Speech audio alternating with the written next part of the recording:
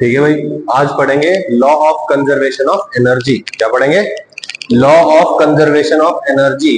Energy कभी भी खत्म नहीं होती, कभी भी पैदा नहीं होती, सिर्फ और सिर्फ क्या होता है? कांस्टेंट रहती है ना, एक फॉर्म से दूसरी फॉर्म में कन्वर्ट हो सकती है, सिर्फ और सिर्फ यही स्टेटमेंट है इसका। ठीक है, स्टेटमेंट पढ़ते हैं। According to this law, energy can neither be created nor destroyed, but it can be changed और transformed from one form to another form. ठीक है, जैसे आपने एक ऑब्जेक्ट को एक हाइट पे लेके गए, आप इसके पास अभी क्या है? ग्रेविटेशनल पोटेंशियल एनर्जी है, इसको ड्रॉप कर दिया मैंने, क्या आ जाएगा? नीचे गिरने लगेगा। जब इसकी हाइट कम होगी तो इसकी ग्रेविटेशनल एनर्जी क्या हो जाएगी? कम।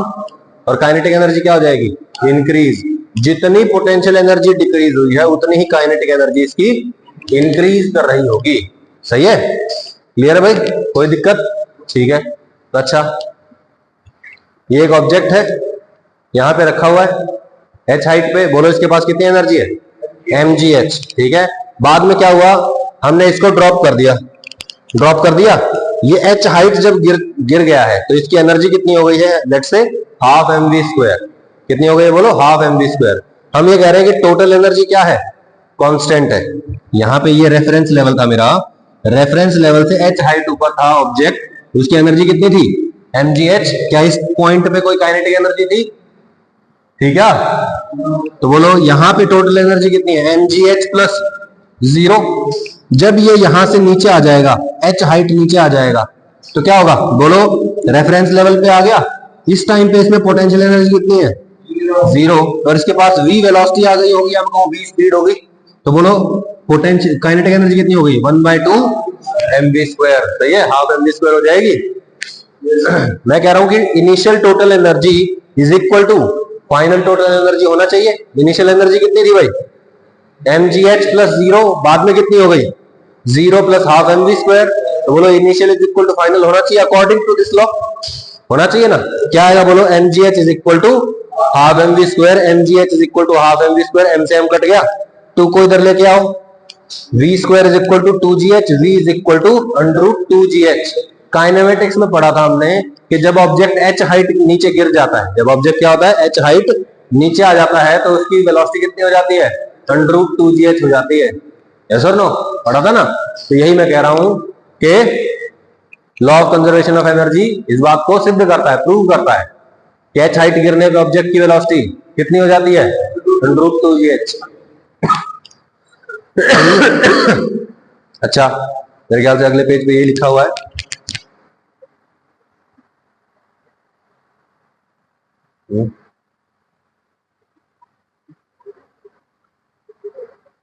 ठीक है, इसी बात को मैं दूसरे तरीके से करके दिखाता हूं आपको। देखो क्या हो रहा है, मान लीजिए आपके पास एक ऑब्जेक्ट है। ठीक है, ये एक बिल्डिंग है कोई, ये ग्राउंड है, इसकी हाइट कैपिटल H है।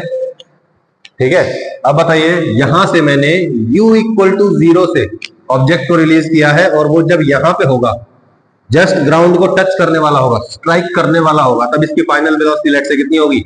v। बताओ कौन सी इक्वेशन लगाऊं? v² minus u² is equal to 2as। Yes और नो? बोलो final velocity v², initial velocity 0 equal to 2 into g, acceleration g के बराबर है, डिस्प्लेसमेंट कितना हुआ है? h के बराबर। सही है, तो बोलो v² is equal to 2gh, v is equal to √2gh। मान लीजिए कि u 0 नहीं था, अब क्या होगा? यहां पे u² माइनस नहीं होगा ना, ऐसे तो 0 हो नहीं पाएगा ये, तो क्या होगा? इधर ले जाओ इसको, कितना आ जाएगा? बोलो v² is equal to u² plus 2gh, फिर रूट ले लेंगे, क्या आ जाएगा? Under root of u² plus 2gh। ठीक है, अब मैं इसी चीज को एनर्जी कंजर्वेशन से करना चाहता हूं। भाई ये भी एक कानून है, ये इक्वेशन ऑफ मोशन जो थी, ये भी फिजिक्स का रूल है, ये भी फिजिक्स का रूल है। दोनों रूल एक दूसरे को कॉन्ट्राडिक्ट तो नहीं करने चाहिए। ठीक है, √2gh तो हमने निकाल लिया, लेकिन u² प्लस 2gh निकालेंगे तब मानेंगे कि हाँ दोनों केसेस में सेटिस्फाई कर रहा है। यस और नो?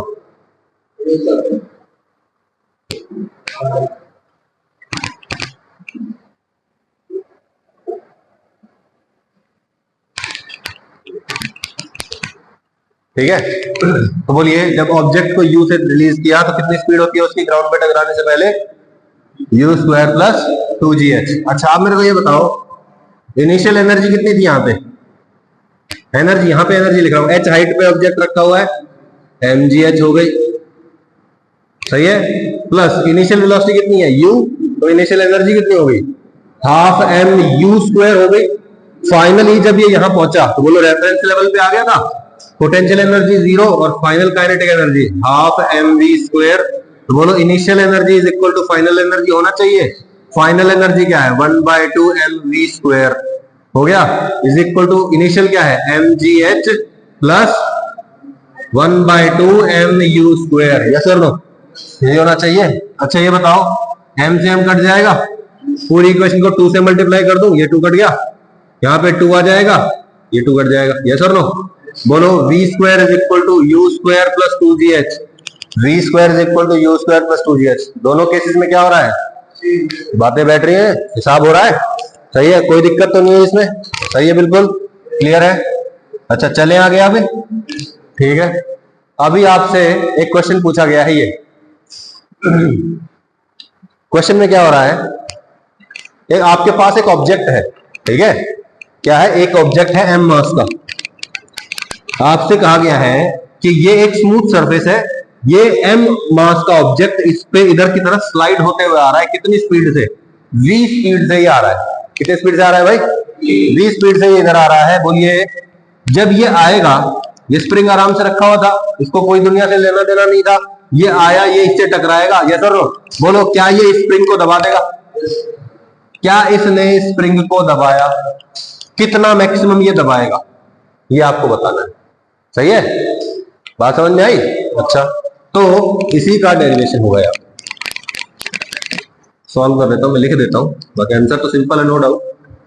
हमको क्या करना है, कंजर्वेशन ऑफ एनर्जी का इस्तेमाल करना है, क्या इस्तेमाल करना है भाई, law of conservation of energy, ठीक है। बोलिए जब ये ऑब्जेक्ट यहां था, हम ये मान लेते हैं कि यहां पे रेफरेंस लेवल है मेरा ग्रेविटेशनल एनर्जी का, ये ऑब्जेक्ट जब यहां है तो बोलो इनिशियल पोटेंशियल एनर्जी इसकी ग्रेविटेशन वाली 0, बाद में भी ये रेफरेंस लेवल पे, ये कोई हाइट ऊपर नहीं है कोई नीचे नहीं है, तो ग्रेविटेशनल पोटेंशियल एनर्जी तो इसकी 0 है। बचा क्या इसके पास, इनिशियल, बोलो इनिशियल, यहां पे वेलोसिटी बची हाफ एम वी स्क्वायर, यही बचा, ये बचा, अच्छी, बहुत बहुत बढ़िया बात है। क्या कोई स्प्रिंग दबा हुआ था जब ये यहां था, तो इलास्टिक पोटेंशियल एनर्जी क्या थी 0। अब मान लेते हैं कि ये यहां पे आया, इसने इस स्प्रिंग को क्या किया, कुछ x कंप्रेस कर दिया, यस और नो, मैक्सिमम कंप्रेशन x हो गया। मैक्सिमम कंप्रेशन का क्या मतलब है कि ये जो ऑब्जेक्ट है इसने इसको दबाया दबाया दबाया, एक पॉइंट पे आके ये क्या हो गया, रुक गया, यस और नो। अगर ये अभी चल रहा होता तो और दबाता, लेकिन मैं क्या मान रहा हूं कि मैक्सिमम तब होगा जब ये रुक जाएगा। अब ये रुक गया है तो बताइए फाइनल एनर्जी बताइए, सबसे पहले तो काइनेटिक एनर्जी कितनी हो जाएगी, फाइनल 0 होगी, क्योंकि फिर रुक गया है ना, प्लस ये बताओ ये आके इससे टकराएगा, ये दब जाएगा, इसका कंप्रेशन x मान लिया है, बोलो इसकी एनर्जी कितनी होगी, के एक्स स्क्वायर। बोलो initial is equal to final होगा या नहीं होगा, तो बोलो 1/2 mv square is equal to half के x square, 1/2 mv square is equal to half के एक्स स्क्वायर, 1/2 कट जाएगा, बोलो के को इधर लेके आओ, क्या आएगा mv स्क्वायर डिवाइड बाय के, रूट कर दो, x की वैल्यू आ जाएगी, यस और नो। तो तरीका बहुत ही सिंपल है, आपको क्या करना है, आपको बस ये चेक करना है कि इनिशियल एनर्जी का एक्सप्रेशन क्या है, फाइनल एनर्जी का एक्सप्रेशन क्या है, दोनों को इक्वल रख दो, जो चाहिए वो निकाल लो, यस और नो, कोई दिक्कत भाई ठीक है। अच्छा ये देखिए ग्राफ बनाया हमने यहाँ पे, किस किस के बीच में, टोटल एनर्जी, काइनेटिक एनर्जी और पोटेंशियल एनर्जी के बीच में, ठीक है। ये देखो टोटल एनर्जी जो होती है वो क्या रहती है, कांस्टेंट रहती है, क्या रहती है भाई, कांस्टेंट। मान लीजिए कि आपके पास एक ऑब्जेक्ट है, ठीक है, वो ऊपर से नीचे गिर रहा है फॉर एग्जांपल, ठीक है, मैं कह रहा हूं कि टोटल एनर्जी कांस्टेंट रहेगी। आप कहोगे कि देखो जब वो किसी लेट्स से हाइट जब वो लूज करता है, क्या बोलते हैं, जब वो हाइट लूज कर रहा है तो उसकी क्या हो रही है, काइनेटिक एनर्जी इंक्रीज कर रही है, यस और नो, और उसी पॉइंट पे उसकी पोटेंशियल एनर्जी डिक्रीज कर रही है, दोनों का सम क्या रहेगा, कांस्टेंट रहेगा, बस यही है ये ग्राफ, सही है। क्या बोला कि काइनेटिक एनर्जी और पोटेंशियल एनर्जी जो है आपस में एक दूसरे के मतलब इनका कन्वर्जन चलता रहता है बेसिकली, और टोटल एनर्जी क्या रहती है, कांस्टेंट। समझ में? मतलब ग्राफ बना दिया ये, और कुछ नहीं है। ठीक है, ये क्वेश्चन देखते हैं, बड़ा अच्छा क्वेश्चन है, बहुत ही इजी क्वेश्चन है।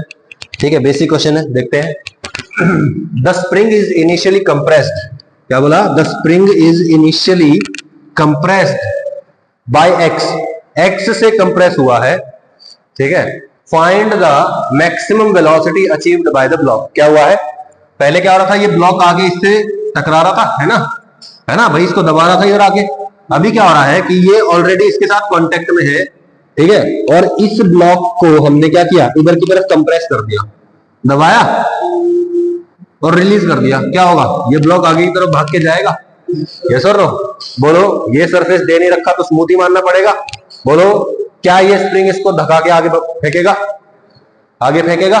बोलो, इनिशियल एनर्जी कितनी है इसकी, हाफ के एक्स स्क्वायर है भाई, एक्स दबा हुआ है ना, और इनिशियल काइनेटिक एनर्जी क्या है, 0। मान लो कि जब ये यहां पहुंच जाएगा और ये मैक्सिमम स्पीड v से चल रहा होगा, तो बोलो उस टाइम पे इसकी एनर्जी क्या होगी, half M we square.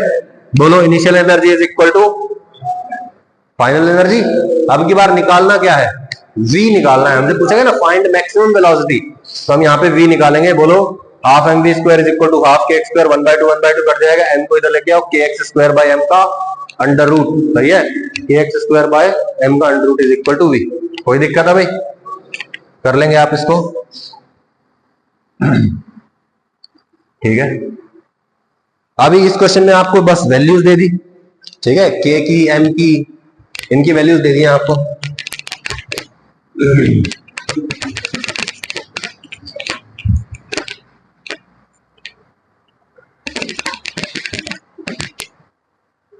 A block of mass 1.6 kg is attached to a horizontal spring of k equal to 1 into 10 की पावर 5 न्यूटन पर मीटर। क्या बोला, मास है, किससे अटैच कर रखा है, एक हॉरिजॉन्टल स्प्रिंग से, ऐसे है स्प्रिंग का ओरिएंटेशन, और उसका k की वैल्यू क्या है, 1 into 10 की पावर 5 न्यूटन पर metre. The spring is compressed by 2 centimetre. कितना कंप्रेस किया भाई, 2 सेंटीमीटर उसको कंप्रेस किया है, and is then released. Calculate the speed the block as it passes through the equilibrium position x equal to 0। देखो क्या बोल रहा है ये, सेम टू सेम यही क्वेश्चन है। ठीक है, मुझे बताओ, ये जो स्प्रिंग इससे अटैच्ड है, ये पोजीशन का नाम रख दूं x इक्वल टू 0 पोजीशन, मतलब यहां पे कोई भी कंप्रेशन नहीं है, कोई भी एक्सटेंशन नहीं है। जब स्प्रिंग की कोई भी खिंचाव या दबाव नहीं है, तो क्या स्प्रिंग फोर्स लगाएगा इस पॉइंट पे, मतलब यहाँ पे स्प्रिंग की फोर्स क्या हो जाती है, 0। अच्छा, अगर मैं इस स्प्रिंग को उठा के इधर की तरफ धक्का मारूंगा, इधर की तरफ धक्का मारूंगा, उठा के नहीं मतलब इधर की तरफ धक्का मारूंगा, तो क्या होगा, ये स्प्रिंग इसको इधर लगाएगा, है ना, और अगर मैं इसको ऐसे खींच लूंगा तो ये स्प्रिंग क्या करेगा, इसको वापस अपनी तरफ खींचेगा। यस और नो? तो मुझे ये बताओ कि इस पॉइंट से इधर तो फोर्स लगती है उधर, और इस पॉइंट से इधर फोर्स लगती है इधर, सही है। अब मैंने क्या किया, स्प्रिंग को दबाया और छोड़ दिया, स्प्रिंग को ऐसे दबा दिया और छोड़ दिया, क्या होगा, बोलो, जब तक ये ब्लॉक यहां नहीं पहुंच जाता इस पॉइंट तक, तब तक तो ये स्प्रिंग क्या करेगा, आगे की तरफ धक्का मारेगा। इससे आगे जब निकल जाएगा तो इसको वापस खींचना शुरू करेगा। यस और नो? तो इमेजिन करिए ब्लॉक यहां पे है, क्या हो रहा है, इस पे आगे की तरफ धक्का लग रहा है। यस और नो? यहां है तब भी आगे धक्का लग रहा है, यहां है तब भी आगे धक्का लग रहा है, यहां है तब भी आगे धक्का लग रहा है। तो आगे की तरफ फोर्स लग रही है, तो बोलो यहाँ पे आगे की तरफ स्पीड इंक्रीज होगी, एक्सेलरेशन उधर है ना, स्पीड भी इंक्रीज हो रही है, यहाँ पे भी स्पीड इंक्रीज होगी, यहाँ पे भी स्पीड इंक्रीज होगी, यहाँ पे भी स्पीड इंक्रीज होगी। जैसे ही ऑब्जेक्ट का ये वाला कोना यहाँ पहुंचेगा, मतलब मास यहाँ पहुंच गया है नेट। यस और नो? बोलो, क्या फोर्स लगना बंद हो जाएगा? यस, फोर्स लगना बंद हो जाएगा। अरे एक्स 0 है ना, फोर्स बाय स्प्रिंग क्या होती है, एफ स्प्रिंग, मैग्नीट्यूड क्या होता है भाई, के एक्स। तो बोलो, जब एक्स 0 है तो स्प्रिंग का फोर्स भी कितना है, 0, मतलब ये यहां तक तो इसको आगे धकाएगा, इसके आगे वापस खींचेगा, तो यहाँ पे क्या है, 0 है ना। तो बोलो, यहां तक इसने इसको आगे धकाया, मतलब यहां तक इसकी स्पीड इंक्रीज करेगी, इस पॉइंट के आगे इसकी स्पीड डिक्रीज करने लग जाएगी, क्योंकि ये वापस खींचने लग जाएगा। यस और नो? अच्छा बोलो, तो इसकी स्पीड मैक्सिमम कहां होगी जब x की वैल्यू क्या होगी? 0 होगी। सही है। अभी इनिशियली क्या हुआ है, इसको दबा दिया यहां तक, ये ब्लॉक आ गया यहां पे ऐसे। बोलो कितना कंप्रेशन हुआ है? x कंप्रेशन हुआ है। जब स्प्रिंग x दब गया तो बोलो इसके पास एनर्जी कितनी आ गई? हाफ के एक्स स्क्वायर एनर्जी आ गई। और बोलो मैक्सिमम स्पीड कितनी होगी? यहां पे होगी। और यही क्या है? इक्विलिब्रियम पोजीशन है। इक्विलिब्रियम पोजीशन मतलब नेट फोर्स जीरो जाती है ना यहाँ पे। इक्विलिब्रियम मतलब नेट फोर्स जीरो। ठीक है। बोलो यहां पे क्या होगा? सिर्फ और सिर्फ हाफ एम वी स्क्वायर। वैसे हाफ के एक्स स्क्वायर हो सकता था, लेकिन एक्स की वैल्यू जीरो, तो ये पूरा जीरो हो गया ना। बोलो initial energy is equal to final energy half के x square equal to half M we square. यही फॉर्मूला कर था, क्या आया था? वी की value under root k x square by m आया ना। अब के की वैल्यू कितनी है? 10 की पावर 5 एम, सॉरी एक्स की वैल्यू कितनी है? 2 सेंटीमीटर। ये मीटर में दे रखा है ना, न्यूटन पर मीटर। तो बोलो सेंटीमीटर को मीटर में कन्वर्ट करेंगे और मास केजी में ही है, तो बोलो जो वेलोसिटी आएगी वो किसमें आएगी? मीटर पर सेकंड में आएगी। यस और नो? ऐसा यूनिट में आ जाएगी। कोई दिक्कत भाई? ये देख लो, के 10 की पावर 5 है और ये क्या है? 0.02। ये भी क्या है? 0.02 डिवाइड बाय 16। आंसर आ जाएगा 5। हो गया answer?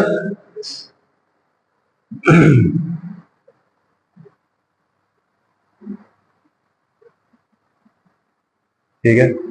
The force acting on a particle is Fx is equal to, ठीक है, 8x minus 16 Newton.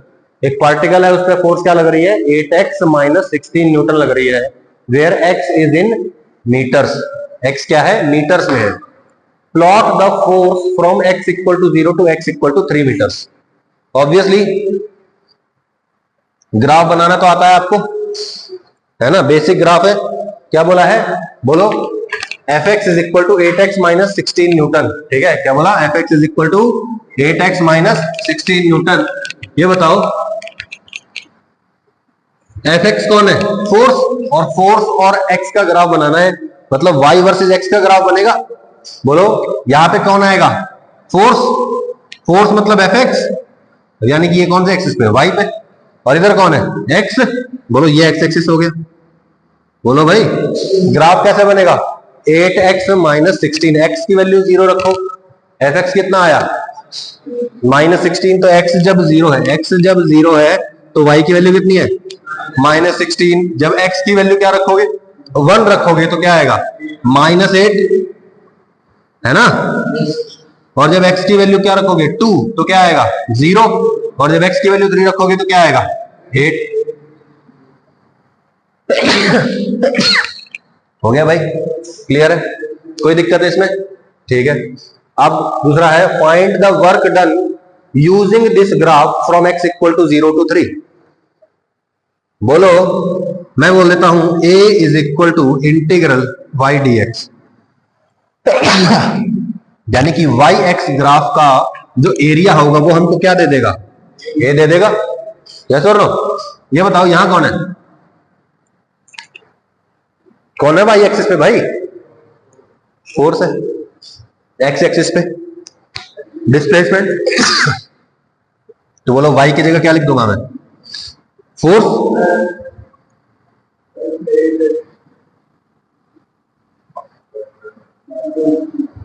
Work done होता है ये तो, यानी कि फोर्स डिस्प्लेसमेंट का एरिया क्या देगा आपको? फोर्स पता है क्या होती है? तो आप रख लीजिए इसको 8x minus into D x का इंटीग्रेशन। आ गया वर्क डन। सही है। बोलो 8x इंटू डी एक्स, 8 बाहर, x dx का integration 8 into x square by 2 और 16 का -16x।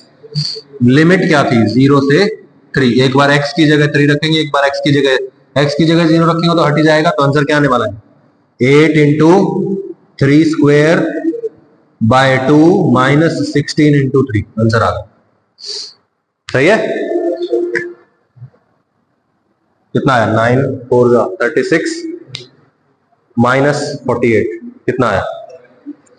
-12। सही है।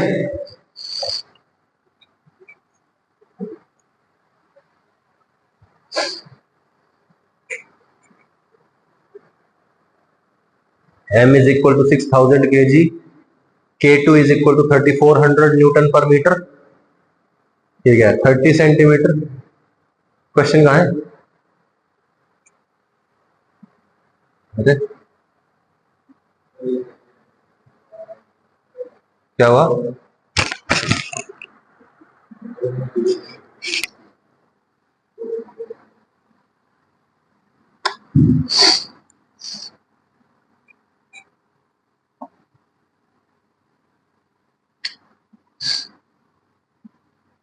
फिगर नहीं है इसकी, फिगर तो होनी चाहिए थी, कोई बात नहीं।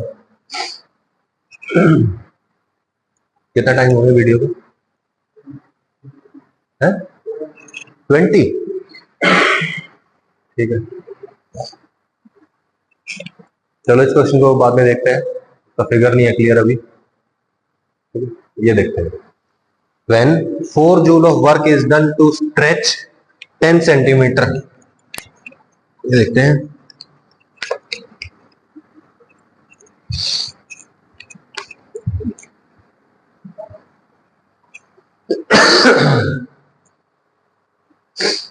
when 4 joule of work is done to stretch 10 centimeter, how much extra work should be done to stretch the wire by 10 centimeter? ठीक है, मान लीजिए आपके पास एक क्या है, स्प्रिंग है। क्या है? एक स्प्रिंग है मेरे पास, जिसका कोई कांस्टेंट जो है, स्प्रिंग कांस्टेंट के है।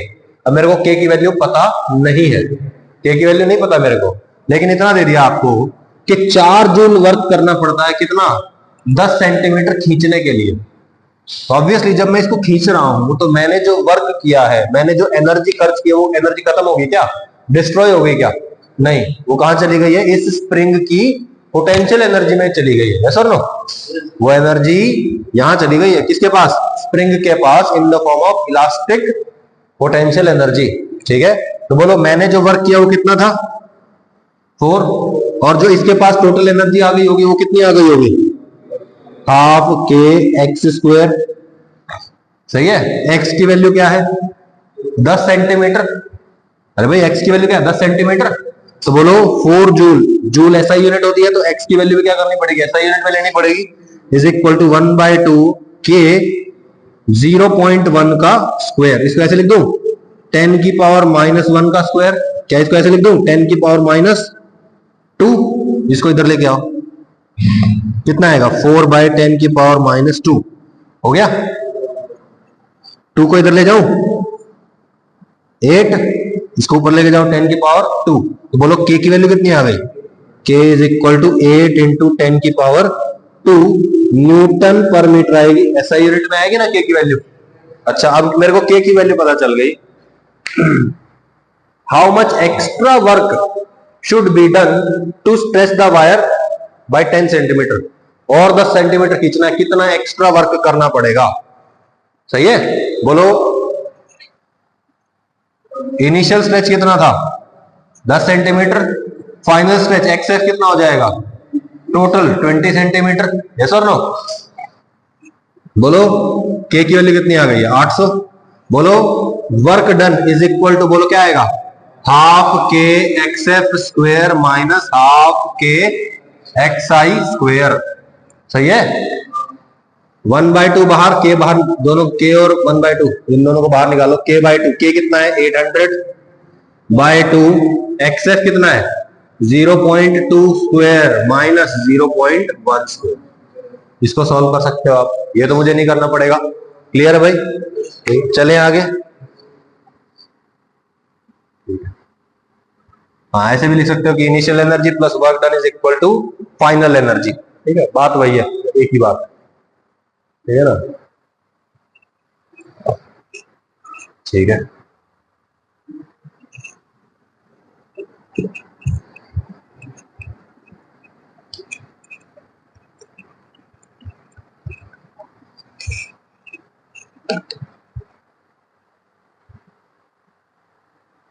A block of mass m is compressed against a spring as shown।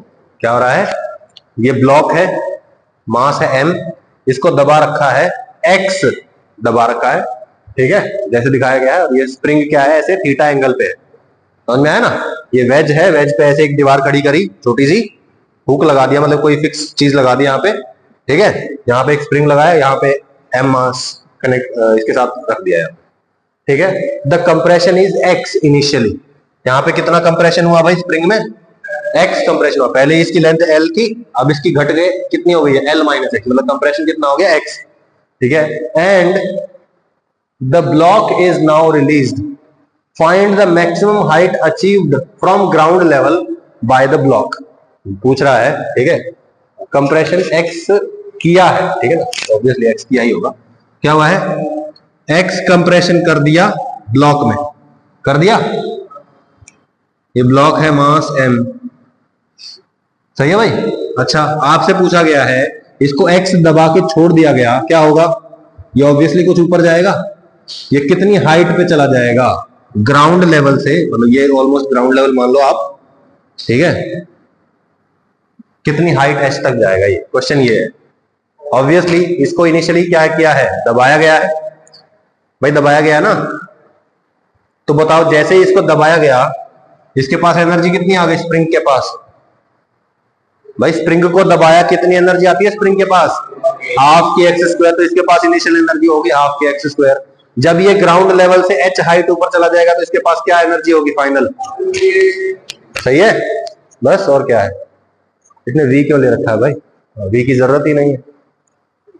ठीक है, अब आप सोचोगे कि सर देखो, यहां पे इनिशियली इसके पास एनर्जी थी हाफ के एक्स स्क्वायर, जब ये बीच रास्ते में कहीं होगा तब इसके पास कुछ half M we square energy भी होगी, और फाइनली जब ये मैक्सिमम हाइट पे चला जाएगा तो इसके पास कितनी एनर्जी होगी?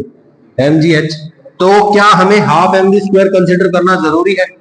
नहीं, कोई जरूरी नहीं है। हम कोई भी दो इंस्टेंट चूज करेंगे और उन दोनों इंस्टेंट पे जो टोटल एनर्जी है वो क्या करेंगे? कांस्टेंट कर देंगे, ठीक है ना, इक्वल कर देंगे।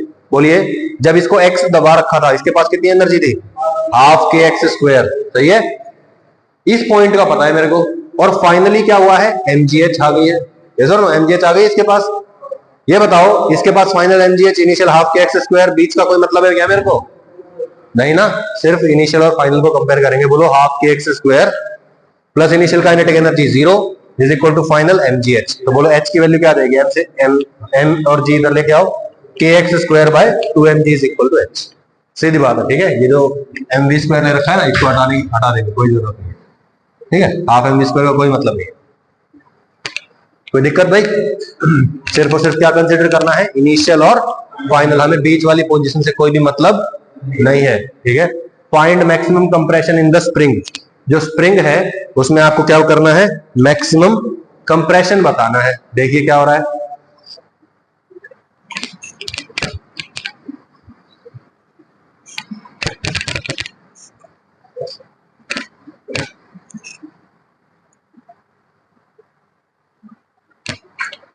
ठीक है। ये देखिए, ये एक स्प्रिंग है मेरे पास, स्प्रिंग कांस्टेंट है के, इसकी टोटल लेंथ है एल, ठीक है। एच हाइट पे एक ऑब्जेक्ट रखा हुआ है एम मास का, ठीक है। मैंने क्या किया, इस स्प्रिंग के बिल्कुल वर्टिकली ऊपर है, मैंने क्या किया, इस बॉल को ऊपर ले जाके छोड़ दिया, ठीक है। ऑब्वियसली ये नीचे आएगी, आके क्या करेगी? इस स्प्रिंग से टकराएगी और स्प्रिंग को क्या कर देगी? दबा देगी, सही है। पूछ रहा है आपसे, find maximum compression in the spring. Question बड़ा सिंपल लगने लग गया होगा अब आपको, है ना। अभी यहाँ पे तीनों चीजें आ गई थी आपके पास बीच में, तो क्या? इनिशियल एनर्जी, बीच में काइनेटिक एनर्जी, और फाइनल स्टेट भी लिख सकते हो आप, है ना। लेकिन मैंने आपको बताया कि हमें सिर्फ और सिर्फ किससे मतलब है? इनिशियल एनर्जी और फाइनल एनर्जी से। तो बताइए, इनिशियल एनर्जी यहां पे लिख दो और फाइनल एनर्जी यहां पे लिख दूंगा। बोलो, टोटल लेंथ कितनी है इसकी? एल लेंथ है, एक्स कंप्रेशन हो गया है। मैंने रेफरेंस लेवल किसको माना है? ग्राउंड को। This is my reference level, ठीक है। दिस इज रेफरेंस लेवल, ठीक है। अच्छा बोलो, इनिशियल एनर्जी, हाँ सॉरी, हाँ एमजीएच, हाफ एमजी स्क्वायर लिख रहा था ना गलती से। एमजीएच एनर्जी हो गई इनिशियल। क्या कोई और एनर्जी है? कोई और एनर्जी नहीं है ना, ठीक है। बोलो, फाइनल एनर्जी लिख देते हैं। बोलो, जब ये कंप्रेशन एक्स हो जाएगा तो बॉल की पोजीशन क्या होगी? जमीन से कितनी ऊपर? L minus x. Total L है, स्प्रिंग की लेंथ एक्स, दब गया तो बचा कितना? L minus x. तो बताइए, initial energy mgh, final energy mgl minus X plus, अब ये स्प्रिंग कितना दब गया, x दब गया, तो इसके पास एनर्जी कितनी होगी, हाफ के एक्स स्क्वायर। सही है। पूरी इक्वेशन में आपको क्या नहीं पता, सिर्फ और सिर्फ x नहीं पता। सही है भाई, कोई दिक्कत है इसमें? ठीक है।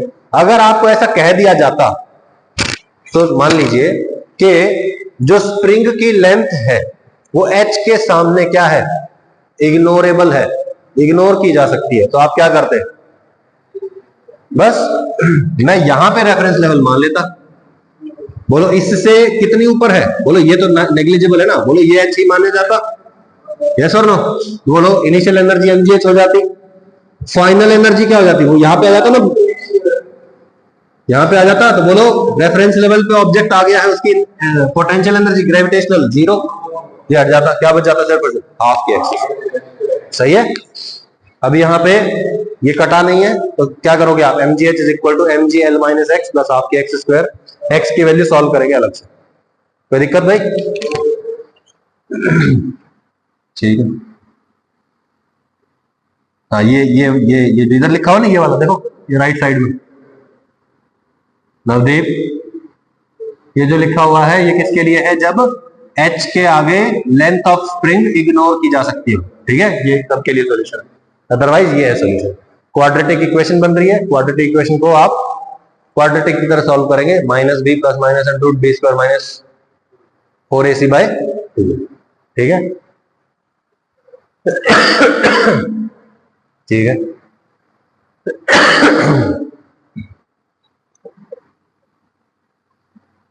ये फिगर देखते हैं थोड़ा सा।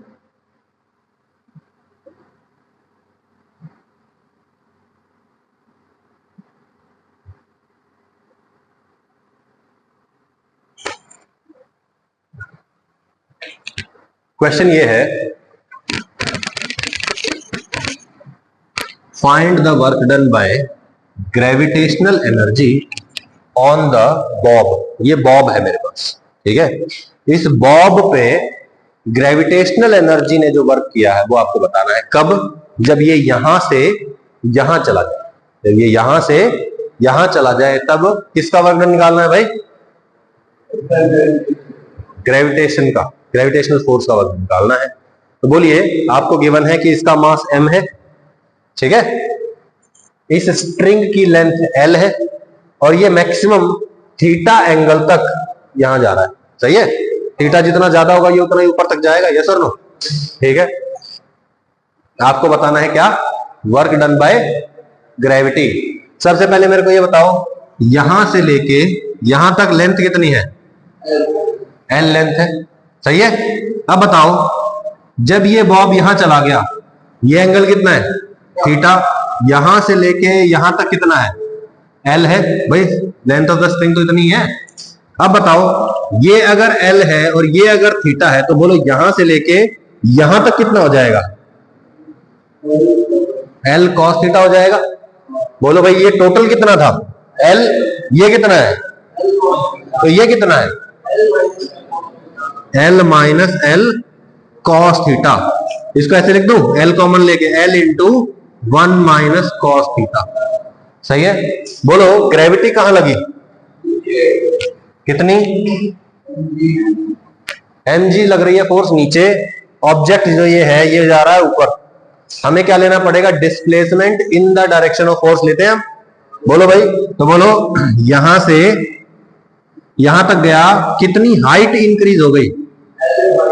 l into 1 minus cos theta हो गई ना। तो बोलो यहां से यहां तक हाइट कितनी इंक्रीज हो गई? यही वाले डिस्प्लेसमेंट लेंगे हम, ये वाला तो लेंगे नहीं। तो बोलिए,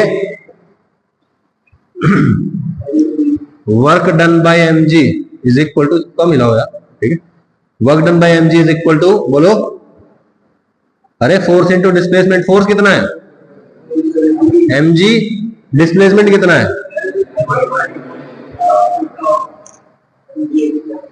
हो गया? कोई भी दिक्कत है? बिल्कुल सिंपल है, पक्का? अच्छा, आपसे पूछ सकता है कि यहां पे पोटेंशियल एनर्जी कितनी है? पोटेंशियल एनर्जी हम इसको रेफरेंस लेवल मान लें तो ये कितनी हाइट है? L into 1 minus cos theta है। L into 1 minus cos theta है। तो बोलो पोटेंशियल एनर्जी कितनी होती है? mg into height L into 1 minus cos theta. कोई दिक्कत है भाई? अच्छा, कह देगा कि यहां पे पोटेंशियल एनर्जी आपको पता है, यहां पे काइनेटिक एनर्जी बताओ। हाफ एम वी स्क्वायर बोलेंगे आप, लेकिन v तो पता नहीं है ना आपको। आपको सिर्फ mg पता है, L पता है, थीटा पता है। बोलो यहां पे पोटेंशियल एनर्जी मैक्सिमम है, यस और no? Potential energy is maximum. यहां पे पोटेंशियल एनर्जी जीरो, क्योंकि ये रेफरेंस लेवल है। तो बोलो यहां से जब यहां आए पोटेंशियल एनर्जी तो जीरो हो गई, कौन आ गया? Kinetic energy. काइनेटिक एनर्जी कितनी है? Half M we square.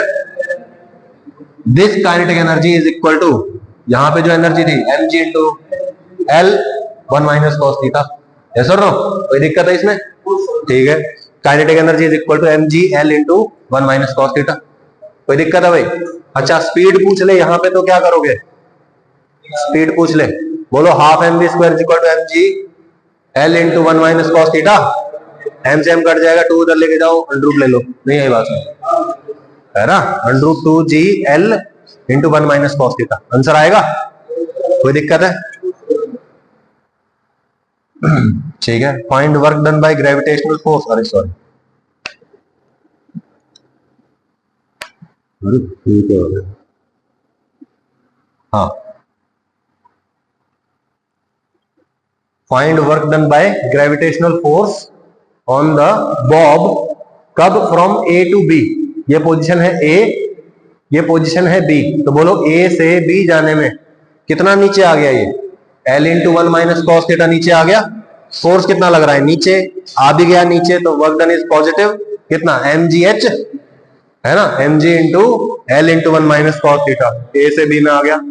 B से सी में बताओ, बी से सी जा रहा है तो ये तो हो गया minus mgl into 1 minus cos theta. भाई mg नीचे लग रहा है, डिस्प्लेसमेंट ऊपर आ रहा है, तो b से c जाने में वर्क डन इज नेगेटिव। कितना? mgl into 1 minus cos theta. From a to c, a से c जाने में बोलो क्या कोई हाइट में चेंज हुआ है क्या?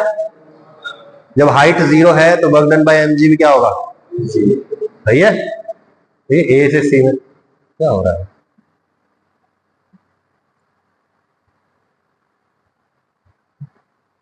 देखो कितना है, देखो mg L into 1 minus cos theta. इसको मिटा देता हूं।